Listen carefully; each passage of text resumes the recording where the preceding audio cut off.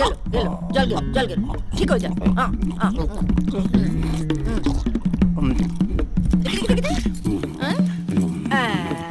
ঠিক লাগছে এবার? তুমি এটা কি করলে? হ্যাঁ, এতগুলো জ্যান্ত টাকা তুমি শুকিয়ে মারলে?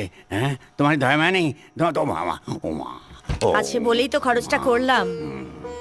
দুটো বাচ্চা ছেলে মেয়ে টাকার অভাবে ফুলসজ্জা করতে পারবে না, এটা হয়?